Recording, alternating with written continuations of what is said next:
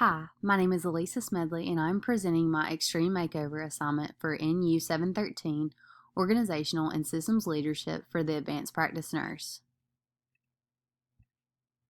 During this presentation, the learning objective includes reviewing an example of miscommunication within my workforce, understanding how the miscommunication occurred, and what may have influenced the situation, reviewing the themes of conversation and how they define the organization, reviewing and understanding examples of organization as conversation, patterns of relating, patterns of meaning, ways of talking, listening, and being, as well as innovation, explaining, changing the story, and reflecting on patterns of relating, patterns of meaning, and ways of talking, listening, and being for the better. One busy day on the labor and delivery unit, I had a laboring patient who had come in for an elective induction several hours prior to my shift. The night shift nurse gave a report routinely and showed me the patient's positive Group B strep status on the computer. The patient was receiving clindamycin due to their allergy to penicillin, and I agreed with this choice of medication. About an hour later, I was reviewing the patient's past medical history as well as my charting. I reviewed the GBS result and scrolled down to see the result was GBS isolated positive but also clindamycin not susceptible, which means the antibiotic may not treat this bacteria. I immediately called the charge nurse and explained the situation. She quickly questioned me on verification of GBS during report with night shift, which I stated I did, but the entire result was not shown on the screen. She told me to call the doctor and notify them of the situation. I then called the doctor, which I dreaded to do because of the response I was going to receive. It was exactly how I imagined it being. They immediately had an attitude, accusing me of being wrong, and just overall was very rude. They came to the bedside where they weren't very nice to the patient and came off frustrated. He went immediately to the charge nurse after leaving the patient's room and asked if I was going to receive any type of feedback or disciplinary action, even though he did not know the full story. The charge nurse explained, now was not the time to address that, but to prioritize the patient and what intervention needed to happen next. The doctor ordered vancomycin to be given and to slow down the patient's labor if possible, for the patient to receive at least 4 hours of antibiotics prior to vaginal delivery. The miscommunication began with the orders from the doctor for the patient's elective induction. The patient's allergy as well as GBS status should have been reviewed by the doctor. Then the medication should have been chosen. Another example of miscommunication in this example is the GBS status should have been reviewed more in depth by both RNs. Lastly, the doctor came to the unit expecting a meeting or disciplinary action without knowing the full story. The conversation themes included understanding scope of practice. In this situation, there is confusion in the scope of practice for the doctors and nurses. Nurses on the unit feel overwhelmed in trying to make decisions outside of their scope, as well as keeping doctors satisfied. Nurses already have so many other tasks to complete at the beginning of the shift, and the medication being administered should be ordered and verified by the MD prior to administration. Patient safety is also a major topic in this scenario. This causes a major risk for patient harm which could have been avoided. The unit also has a lack of teamwork to solve an issue. In this scenario, there is no teamwork portrayed, and as nurses on the unit, we feel alone and unheard. People not taking responsibility for their actions leads the unit to a lack of trust and initiative. All of these themes have led the unit staff to feeling like there is a lack of innovation, poor listening, a lack of transparency, acceptance of unprofessional behavior, and avoidance of responsibility. The foundation of these perspectives are derived from emergence and self-organization, which form patterns of meaning and patterns of relating. Patterns of meaning consist of the specific themes of an organization. Patterns of meaning begin with the mission and vision of the organization, which include patient safety. Yet nurses are practicing outside of their scope of practice by choosing the antibiotic to treat GBS status. Nurses are frustrated and confused. Patterns of relating involve the way people within my organization interact with each other. For example, a lack of communication leads to a potential delay in care to treat the GBS.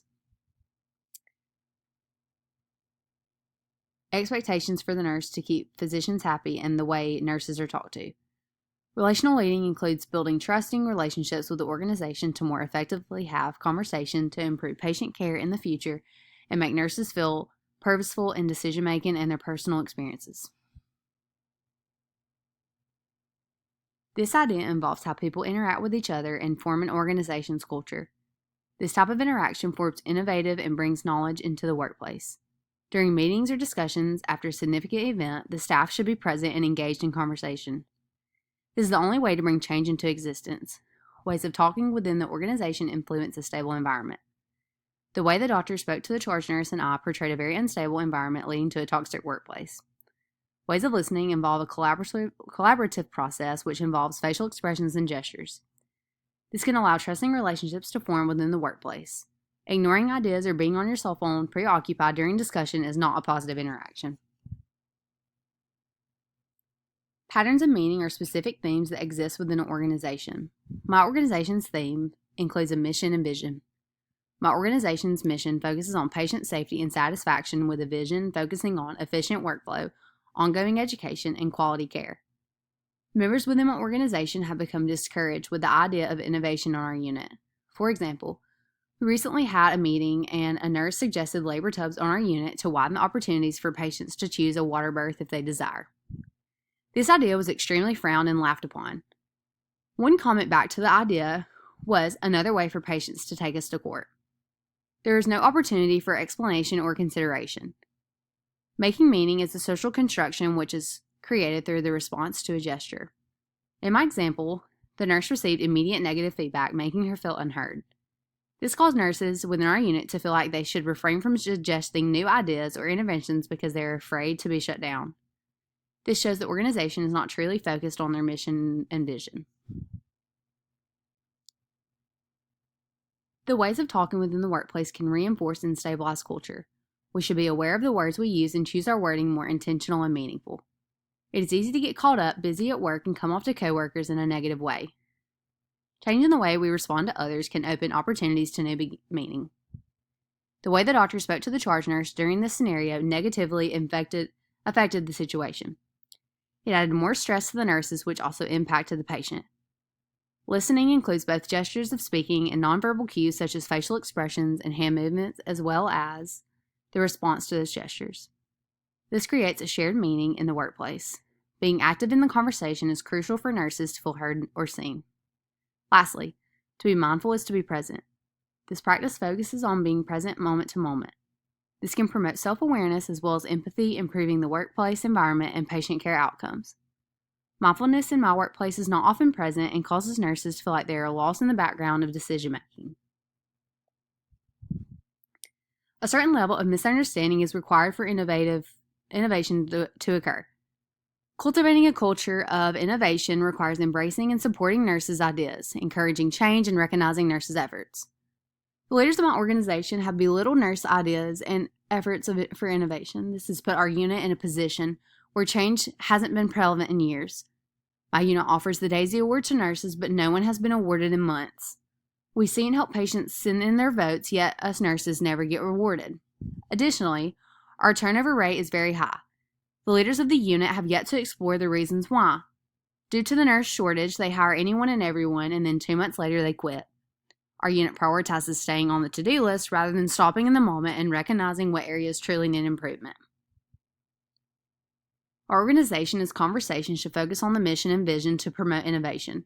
We should encourage open communication between doctors and nurses, allowing conflict to be resolved in a professional manner. We should also encourage shared decision-making, collaboration, as well as building strong relationships. Our meetings should consist of active listening and true engagement. Nurses are not responsible for choosing the antibiotic to treat group B strep, and if ethical dilemmas arise, we should be directly discussed and resolved in a group effort. To change the story and improve relational leading in my organization, it is evident that the leader be present and participatory from moment to moment. Interaction with others can allow the relational process to emerge in present time. Relational leaders within my organization should prioritize new language and new ways of talking and listening. Relational leaders should work towards focusing on team effort and collaborative approach to new ideas and changes. New language is an idea I would emerge into my workplace to generate ways of leading. The relational leader choosing and speaking intentionally can adjust the workplace environment positively. To change the story within my organization, I would emphasize meaning as a social construction. Meaning should be educated as a way to evoke innovation in the workplace through interaction and relation among people. The relational leaders should listen in the way that their gestures and responses promote communication and relationships in the workplace. For example, my organization would emphasize importance on emotional responses to situations. Instead of jumping to conclusions or belittling nurses, we should encourage nurses to focus on areas that need improvement. Changing the way we talk and listen in the organization can promote divergent innovation. Listening and attending conversations promote teamwork and shared decision-making. Mindfulness is also an essential way to cultivate organization as conversation. Being mindful in the organization can enhance workplace environment, therefore allow nurses to feel needed and cared for. This can prevent delay in problem solving and allow for more collaborative and team approach in patient decisions. Changing the story of innovation in the workplace for my organization begins with moving towards the idea of both and thinking rather than either or. We also need to focus on building and maintaining trusting relationships. We should stray away from thinking of our organization like a machine and more like an organization as conversation. In staff meetings, we should ask open-ended questions to allow nurses to provide more feedback. We should address the things that have improved as well as things that need for improvement. The mess of healthcare innovation can help our organization emerge into trusting the process and being moment to moment. My extreme makeover. One busy day on the labor and delivery unit, I had a laboring patient who had come in for an elective induction several hours prior to my shift. The night shift nurse gave a report routinely and showed me the patient's positive group B strep status on the computer. The patient was receiving clindamycin due to their allergy to penicillin. I agreed with this choice of medication and finished report. About an hour later, I was reviewing the patient's past medical history as well as my charting. I reviewed the GBS result and scrolled down to see the result was GBS isolated positive, but also clindamycin not susceptible. This means the clindamycin may not treat the bacteria. I immediately called the charge nurse and explained the situation. She quickly reassured we would get the situation handled promptly and effectively. She asked how long and what medication the patient was currently being treated for. She then called the doctor and asked him to come to the bedside quickly. The doctor came to the bedside and explained the situation thoroughly and effectively to the patient, reassuring them. He ordered new antibiotics for the patient, and I started them immediately. The doctor was calming and helpful throughout the process. They addressed the problem and then investigated it within the charting system. It turned out the wrong antibiotic had been ordered for the patient for their induction by the doctor. The doctor addressed their mistakes accordingly. Later that day, we had a meeting with the nurse manager, the unit director, doctors, and other nurses. The meeting began with everyone being grateful the patient was treated adequately prior to delivery. I addressed that I should have looked further into depth at the GBS report during my report with the night shift nurse. The doctor expressed their thankfulness for the nurse efforts and was sorry for the mix-up with medications. Everyone in the meeting portrayed new ideas and interventions for verifying GBS with nurses more effectively to prevent further incidents like this one. Leaders took notes and seemed very engaged in the ideas provided to better our unit and patient care. Using conversation, patterns of relating, meaning, ways of talking, listening, and mindfulness are all effective ways to promote innovation in our organization.